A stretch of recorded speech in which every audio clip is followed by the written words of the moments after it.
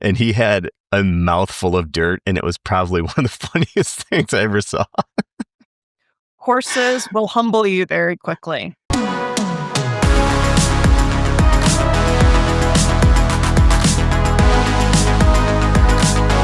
What's up, everyone, and welcome to the Local Marketing Lab, where you get real-world insights from industry pros to help you drive local revenue and local growth. This podcast is brought to you by Evocalize, digital marketing tools powered by local data that automatically work where and when your locations need it most. Learn more at evocalize.com. Well, what's up, and welcome to the Local Marketing Lab. Joining us in the lab today is a guest with a wide variety of marketing experience in various industries. She's a licensed horse show judge. She loves the movie Gladiator and is the Assistant VP of Marketing at ALCOVA Mortgage. Rachel Witt, thanks for joining us in the lab, my friend. So glad to be here. Thank you for the invite. You bet. Yeah, it seems like you guys are doing some really cool stuff from a mortgage perspective. From a marketing perspective in the mortgage space. I'd noticed that you were recently on a Total Expert videos where I picked up on you from, and we recently partnered with them too. So I figured, hey, it might be good to bring you in and maybe talk a little bit about your experience and how ALCOVA is helping their loan officers, go to market at the local level. Awesome. Let's dig into it. Let's do it. So I guess to start off, why don't you tell a little bit about kind of your experience at ALCOVA? I know that you kind of rose up through the ranks, and maybe a little bit about what helped drive that growth. What were you doing so special from a marketing perspective? Sure. I've been at ALCOVA Mortgage for going on 8 years now. I started off as a marketing specialist and moved up to manager of marketing operations, and now the AVP. So ALCOVA is a really great place to learn and grow, and I've been very honored to be a part of this company. Before I even came here, I also worked at the Kroger company, and I was a producer director there, doing internal video production for them. And then I also did associate communications and engagement with them. All of that to say, that was very much, even though it wasn't like a marketing title, you were doing marketing within the company to get people within the company to take action on something or whatnot. And when I finally decided I wanted to make a career move and shift to something different, marketing was just a natural approach for me. So ALCOVA gave me a shot, and here I am today, grateful to be here. Very cool. Yeah, it's funny how you kind of fall into your role. I too, similarly, right after college, I got into tax accounting, which is not, my personality does not suit me well to be a tax accountant. It's marketing all the way. And I was fortunate enough to have some pretty good mentors early on in my career to say, hey, maybe you should shift and maybe go back and get your MBA and get into marketing, it's the best thing I've ever done. It's like way more of a fulfilling career for myself personally than it would have been had I stuck with what I was doing.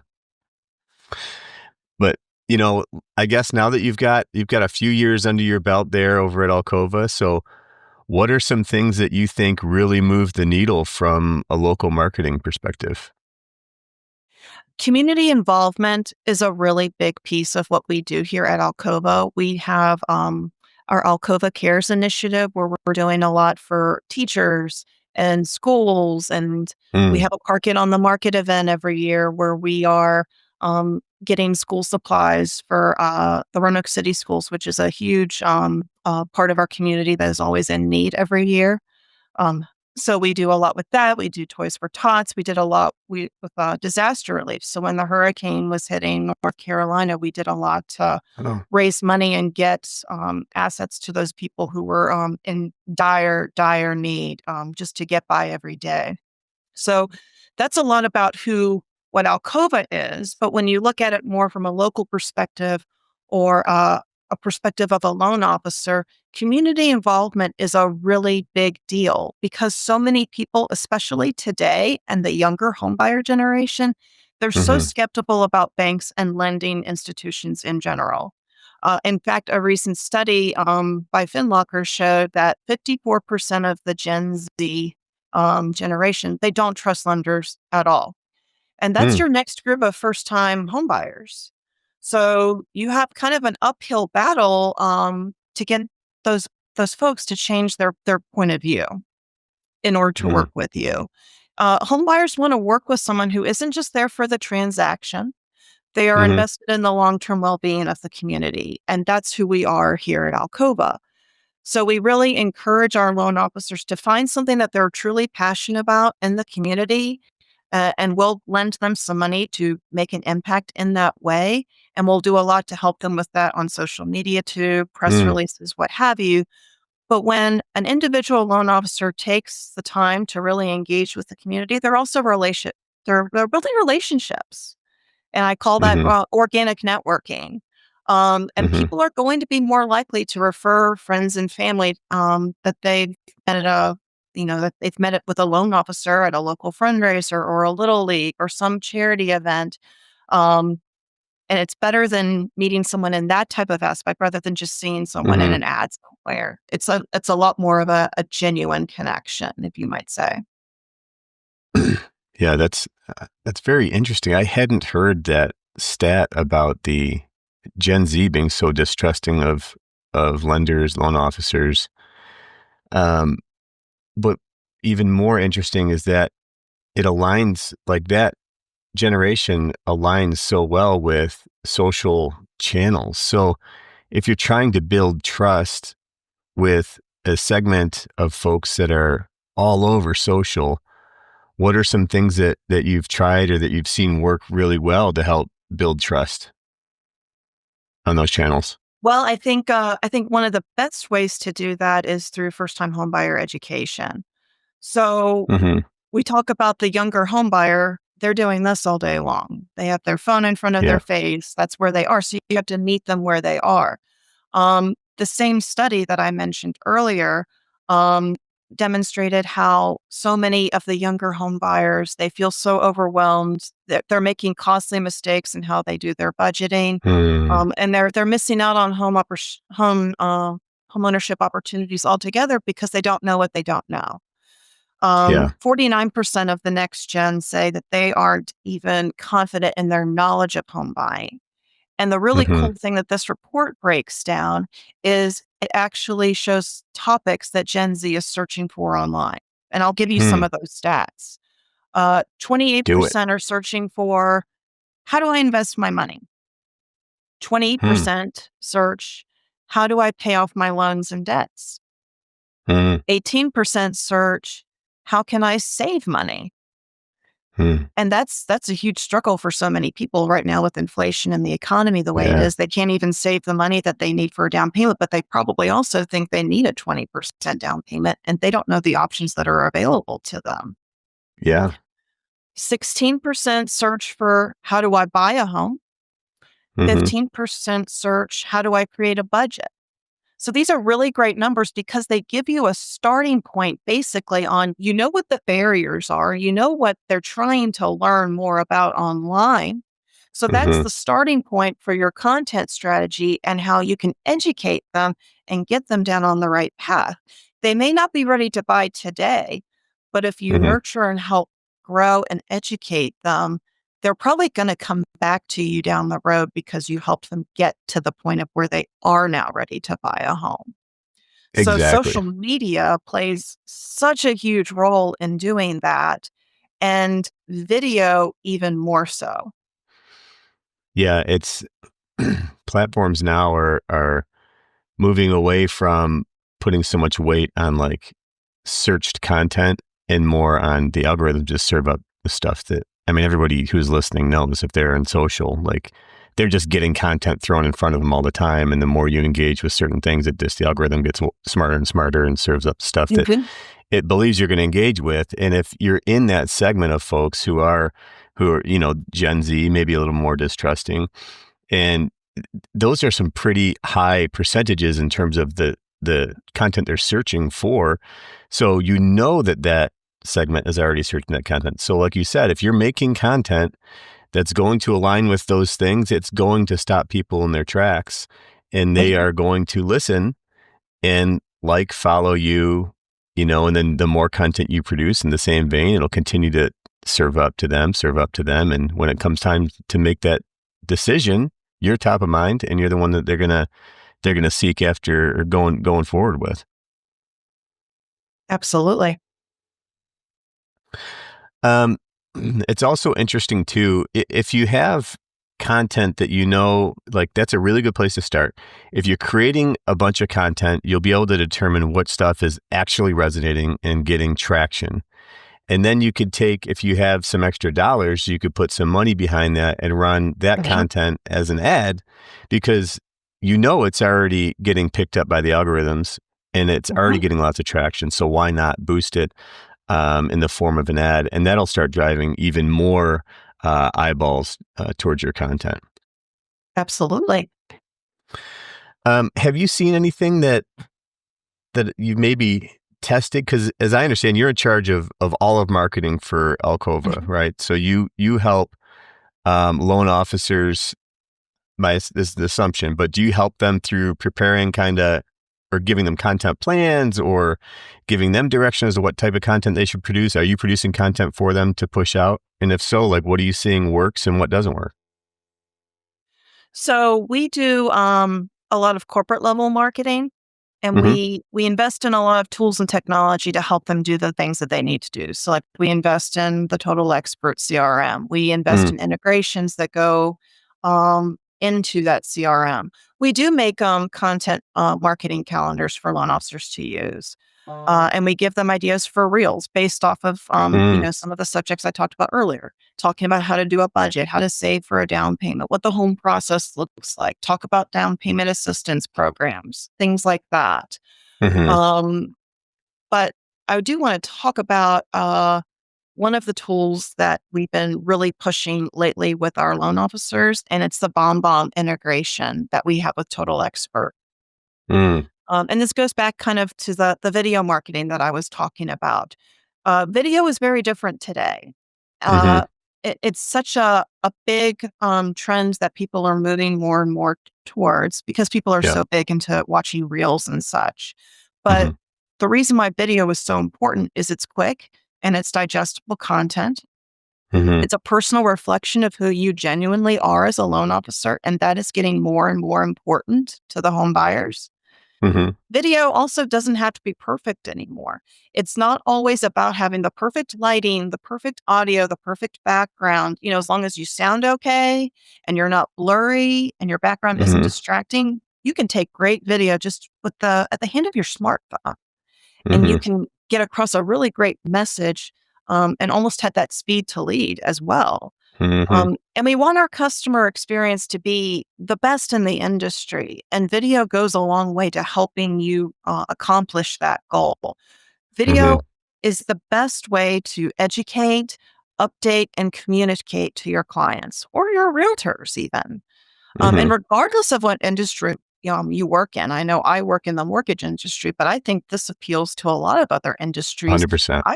I would challenge everyone to actively look for ways to add video to their process, and that's what we do here at Alcova. With BombBomb, we're able to take milestone updates and convert them into videos that our loan officers record, where they basically update a client on, hey, here's where you are in the process. Make sure you do these things and don't do these things until we're done and we're at the closing table. Hey, you're in the Mm-hmm. underwriting phase. Here's what to expect from that. You may be hearing from me on some conditions we need to clear before we can get you to closing. Don't worry, we've got you. We're going to take care of you. We're going to make sure we communicate to you as soon as we hear back from the underwriter. Anything Mm-hmm. like that, it gives the home buyer more peace of mind, and they feel like they're literally being walked and held by the hand throughout the whole process. And I guarantee you, that helps you with retention down the road because they're Mm-hmm. going to remember you more just by recording some simple, easy videos. Yeah, great suggestions. Smartphone storytelling is it is a massive opportunity that we have. Like you said, in every industry, we work with multiple industries, and if you have any level of local marketing that you're doing, it's for Oh, you, and you don't have to have a massive content plan, well thought through strategy. Just get some ideas and just start recording. And the more you record, you get some reps in there. You'll be able to accelerate your learnings. You'll put content out there. You'll be able to get better and better and better. So the quality will go up. But throughout that entire journey, people are also getting to know you. You're giving them tips, but you're also giving them insights into your life, into the community, right? You're just telling different stories about the community. So you get in front of them and continue to build that trust that that younger generation of new up and coming buyers is, starving for when it comes to the mortgage space. Yep. Have you tried anything that has just totally bombed? Or seen someone do something that's totally bombed? You don't have to call them out by name, but if you do, that'll be even better. No, I'm joking. There was one point early on in my time here at ALCOVA. We had a loan officer. He wanted to send out some chocolate bars that were like shaped like dollars, and he wanted to do it during like tax season when people were getting tax refunds. Uh-huh. Let's just say early spring is probably not a good time to be sending chocolate through the mail. And chocolate is a little heavy and expensive to ship too. So that was a Yeah. total flop. Don't do that, guys. Don't do that. Just get a melty We mess give in them a your hard time mailbox. about it. Yeah, we give them a hard time Man. about that, but it's a good laugh. That is hilarious. I've seen folks send dollars, which always gets my Yep. attention. I've gotten just dollar bill in the mail. It's kind of fun. Direct mail, though, I mean, that's a good point. Like, it's not dead Mhm. at all. If you look at your engagement strategy, you should basically take a step back and think, what are all the channels that I can communicate across, and how do I get them to all tie together? So as you're doing these reps and you're finding out what works, you're going to be, getting inspired as to like content and messaging and like directionally, like where you continue to go, and then think through, okay, well, now that this type of stuff is resonating, how do I get that message across all these other different channels and get everything working for me? And direct mail is 100% still alive. It is if you do it right. Yeah. That's the thing. Yeah, you do it right, cost effective. But what I like about it though is it's trackable. I tend to, as a marketer, I tend to default to the things that are more trackable because I can actually calculate what the ROI is on my time spent on certain activities. But there are some things that you may be able to track, like with social content. There's vanity metrics and stuff like that. But I would suggest not getting caught up in those types of metrics with social content. The more you do, you're just going to get more and more momentum, and you'll get eventually you're going to hit that one vein where you're creating content that takes off. Stay in that vein and just keep creating similar content, and you'll continue to be showed up, by the algorithms to viewers. It's funny that you mentioned that, because that's something that we really did last year with our LinkedIn content. So it's not necessarily that we were never putting out great content to begin with. We were, Mm-hmm. but we needed to really channel employee advocacy more here at ALCOVA, especially through our leadership team. Mm-hmm. People trust people more so than brands. So they're Yeah. not always going to engage with brand content, but they will engage with brand content that is shared by someone that they know and have a Mm-hmm. lot of respect for, someone that they view very knowledgeable, great about the industry. And that's who our leadership team is. So we put Mm-hmm. a strategy together to help get that content reposted more by our leaders with an Mm-hmm. authentic message from them to convey something great that we're doing at ALCOVA, something great that we offer about an employee that works here that's doing great things. And we were able to get that message out a lot more effectively. And our LinkedIn numbers shot way, way up. We started to grow our audience more. More people were seeing our content. And I even had an owner send me an email. He said, "Hey, I know so and so at this other lending company. They're seeing what we're doing on LinkedIn. They're saying we are just totally killing it right now. People are noticing." And Yeah. it's a really great it's great to hear.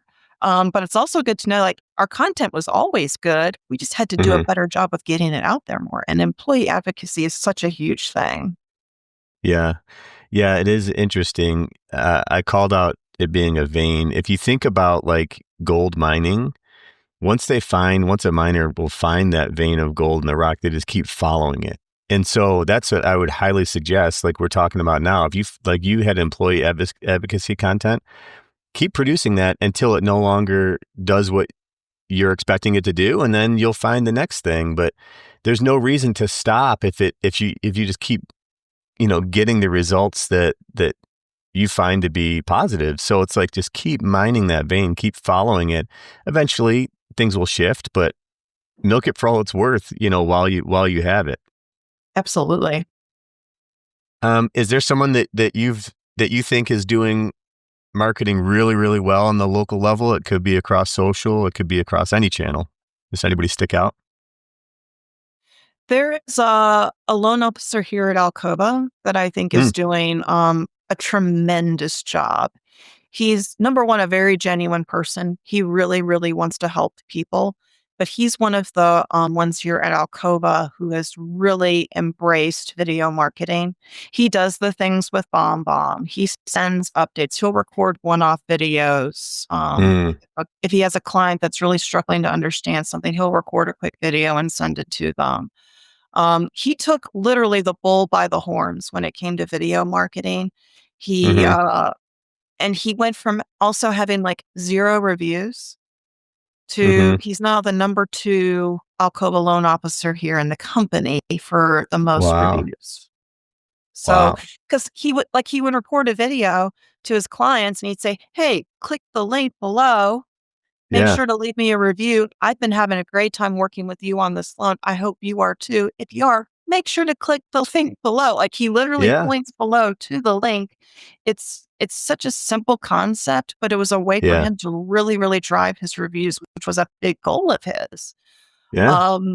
And his customers tell him all the time, "I love the videos. I loved the experience with you. Thank you so much. I'm going to be referring you to some people I know who are looking." But the thing about him too is he's great at what he's doing, but he's also consistent in what he's doing as well.